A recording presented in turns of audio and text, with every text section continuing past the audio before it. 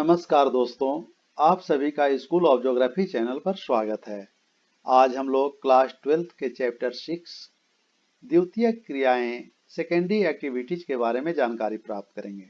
इसके पहले हम लोग आर्थिक क्रियाओं में प्राथमिक आर्थिक क्रियाकलाप प्राइमरी एक्टिविटीज के बारे में जान चुके हैं।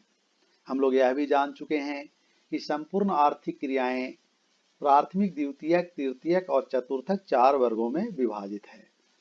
इन आर्थिक क्रियाओं का एक ही उद्देश्य है कि संसाधनों की प्राप्ति कर उसका उपयोग करना। प्राथमिक आर्थिक क्रियाकलाप में हम लोग कृषि, पशुपालन, मत्स्य पालन, फिशरीज और खनन जैसी आर्थिक गतिविधियों के बारे में जान चुके हैं। द्वितीयक आर्थिक क्रियाकलाप को हम लोग कई वीडियो के माध्यम से देखेंगे। वीडियो के पहले भाग में द्वितीयक आर्थिक क्रियाकलाप में शामिल सबसे महत्वपूर्ण गतिविधि विनिर्माण उद्योग मैन्युफैक्चरिंग इंडस्ट्री के बारे में जानेंगे।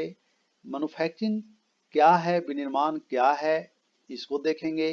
इसके बाद विनिर्माण, आधुनिक विनिर्माण की प्रमुख विशेषताएं क्या है तथा आधुनिक विनिर्माण उद्योग की स्थापना को प्रभावित करने वाले कौन कौन से महत्वपूर्ण कारक हैं, इसके बारे में जानेंगे। तो आइए सबसे पहले हम लोग देखते हैं विनिर्माण क्या है, मैन्युफैक्चरिंग क्या है, क्योंकि इससे संबंधित 1 या 2 नंबर के प्रश्न पूछे जाते हैं। तो विनिर्माण का शाब्दिक अर्थ होता है हाथ से सामान को बनाना। दोस्तों, हाथ से सामान को बनाना यह शाब्दिक अर्थ है, लेकिन इसमें मशीन या उपकरण का भी प्रयोग किया जाता है, क्योंकि इसमें उत्पादन बड़े पैमाने पर किया जाता है। द्वितीयक क्रियाकलाप में प्राथमिक क्रिया के तहत प्राप्त किए गए कच्चे प्राकृतिक संसाधन के रूप को बदल दिया जाता है। प्राथमिक क्रियाकलाप में संसाधनों का सीधे उपयोग करते हैं, लेकिन द्वितीयक क्रियाकलाप में संसाधनों का प्राकृतिक संसाधन का रूप बदल दिया जाता है, जिससे इसके मूल्य में वृद्धि हो जाती है। इसके मूल्य बढ़ जाते हैं, रूप बदल देने से यह मूल्यवान हो जाता है। इसके उपयोग में विविधता आ जाती है, क्योंकि इसका कई प्रकार से उपयोग किया जाता है और यह प्रत्यक्ष उपयोग लायक भी बना दिया जाता है। जैसे प्राथमिक क्रियाकलाप में कपास का उत्पादन किया जाता है, कपास का उत्पादन का लेकिन सीमित उपयोग है, लेकिन इस कपास का हम रूप बदल देते हैं, रेशा, धागा या तंतु में बदल देते हैं, तो यह अधिक मूल्यवान हो जाता है, वस्त्र के रूप में इसका प्रयोग करते हैं। उसी तरह से अगर हम लौह अयस्क का उत्पादन करते हैं तो हम प्रत्यक्ष उपयोग इसका नहीं कर पाते हैं, लेकिन अगर यह लौह अयस्क इस्पात बनाने लौह अयस्क को इस्पात में, आयरन स्टील में बदल देते हैं तो यह मूल्यवान बन जाता है, क्योंकि इससे हम कई प्रकार के मशीन और औजार का उत्पादन करते हैं। तो इस तरह से प्राथमिक क्रियाकलाप में जो हम संसाधन को प्राप्त करते हैं उसका द्वितीयक क्रियाकलाप में रूप को बदलकर उपयोग करते हैं। अब द्वितीयक क्रियाकलाप के अंतर्गत किन किन चीजों को शामिल किया जाता है? एक प्रश्न 1 नंबर का या मल्टीपल चॉइस में एमसीक्यू में यही पूछा जाता है कि निम्नलिखित में से कौन प्राथमिक क्रियाकलाप है, कौन द्वितीयक क्रियाकलाप है। तो द्वितीयक क्रियाकलाप में हम लोग विनिर्माण, मैन्युफैक्चरिंग, प्रसंस्करण उद्योग, प्रोसेसिंग इंडस्ट्री, निर्माण उद्योग अर्थात अवसंरचना, इंफ्रास्ट्रक्चर से संबंधित उद्योग आदि को शामिल करते हैं।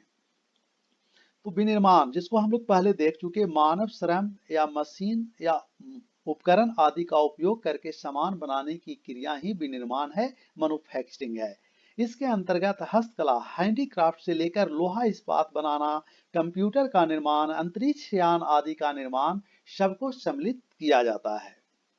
आधुनिक विनिर्माण की कुछ प्रमुख विशेषताएं हैं। इन विशेषताओं में शक्ति के साधन का बड़े पैमाने पर उपयोग किया जाता है। आधुनिक विनिर्माण की विशेषताओं से संबंधित प्रश्न पूछा जाता है कि आधुनिक विनिर्माण की कौन सी प्रमुख विशेषताएं हैं, इसको लिखें। तो इसमें शक्ति के साधन का उपयोग किया जाता है। कोयला, पेट्रोलियम, जल जल शक्ति, हाइड्रो इलेक्ट्रिसिटी आदि का उपयोग किया जाता है। इसमें अधिक मात्रा में एक ही प्रकार के वस्तुओं का उत्पादन किया जाता है तथा विशिष्ट प्रकार के वस्तुओं के उत्पादन के लिए कुशल श्रमिक का प्रयोग किया जाता है।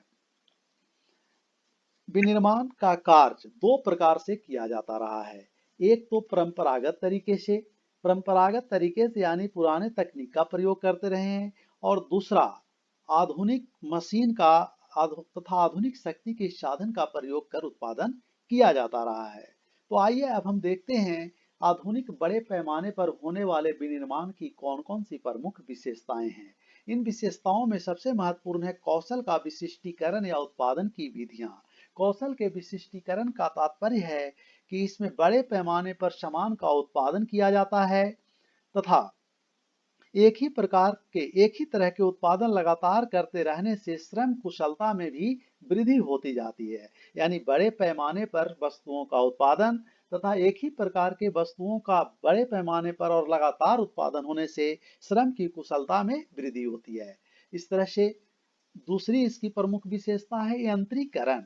यंत्रीकरण का तात्पर्य है कि वस्तुओं के उत्पादन करने के लिए मशीनों का प्रयोग करना और इसमें स्वचालित स्वयं चलने वाले मशीन निर्माण प्रक्रिया के दौरान स्वयं चलने वाले मशीन का प्रयोग करते हैं और एक तरह से इसे यंत्रीकरण की विकसित अवस्था भी कहा जाता है। ये मशीनें कंप्यूटर से नियंत्रित होती है। तीसरी प्रमुख विशेषता है प्रौद्योगिकीय नवाचार, टेक्नोलॉजिकल इनोवेशन, अर्थात उत्पादन में दक्षता लाने के लिए, उत्पादन में वृद्धि करने के लिए, गुणवत्ता को बढ़ाने के लिए प्रौद्योगिकीय नवाचार इनोवेशन किया जाता है। शोध एवं नए नए तकनीक का विकास किया जाता है। इससे न केवल उत्पादन में गुणवत्ता आती है, वृद्धि होता है, बल्कि अपशिष्टों के निस्तारण यानी जो कचरा होता है उसका प्रबंधन करने में सुविधा होती है।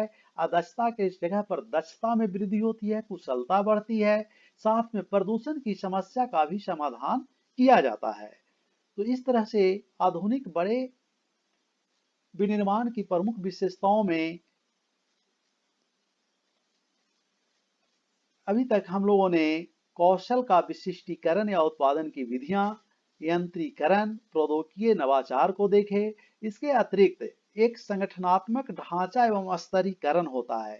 संगठनात्मक ढांचा एवं स्तरीकरण का मतलब है कि आधुनिक विनिर्माण में एक मजबूत संगठनात्मक ढांचा होता है। इसके अंतर्गत निम्नलिखित विशेषताएं शामिल होती है। इस संगठनात्मक ढांचा एवं स्तरीकरण में एक जटिल प्रौद्योगिकी यंत्र कार्य करता है। अत्यधिक विशिष्टीकरण के कारण श्रम का विभाजन होता है। यानी एक तरह के लोग जो एक कार्य में कुशल होते हैं उससे एक ही प्रकार के उत्पादन कार्य करवाया जाता है। अधिक पूंजी की आवश्यकता होती है, बड़े संगठन होते हैं तथा नीति निर्धारण के लिए प्रशासकीय अधिकारी वर्ग होता है। अगली विशेषता है अनियमित भौगोलिक वितरण।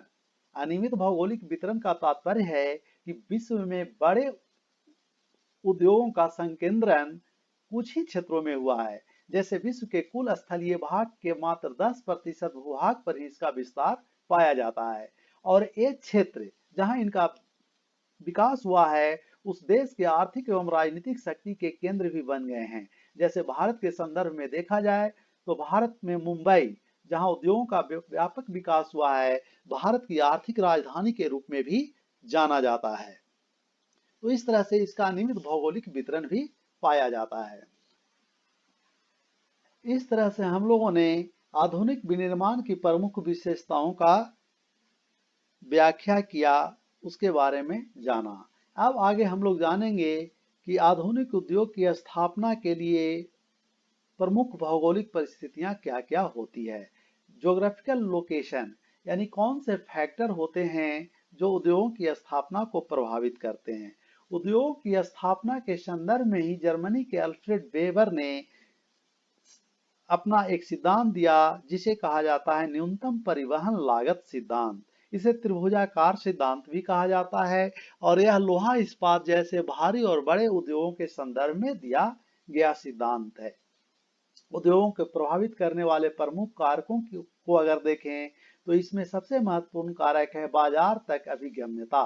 बाजार तक अभिगम्यता का तात्पर्य है कि उद्योगों की स्थापना वैसे क्षेत्रों में होनी चाहिए जहां से बाजार निकट हो, यानी मांग एक प्रमुख कारक है। लोगों की क्रय शक्ति यानी खरीदने की क्षमता अधिक होनी चाहिए। तो सबसे महत्वपूर्ण कारक वर्तमान समय में बाजार की पहुंच यानी बाजार मांग होनी चाहिए। उत्तरी अमेरिका, जापान, ऑस्ट्रेलिया जैसे क्षेत्रों में बड़े उद्योगों के विकास होने का एक प्रमुख कारण यही रहा है कि वहां की लोगों की क्रय क्षमता अधिक है और दूसरा प्रमुख कारक है कि दक्षिणी एवं दक्षिणी पूर्वी एशिया के घने बसे प्रदेश में उन उद्योगों की पहुंच है, वहां तक अपने उत्पाद को पहुंचाने में सफल हो चुके हैं।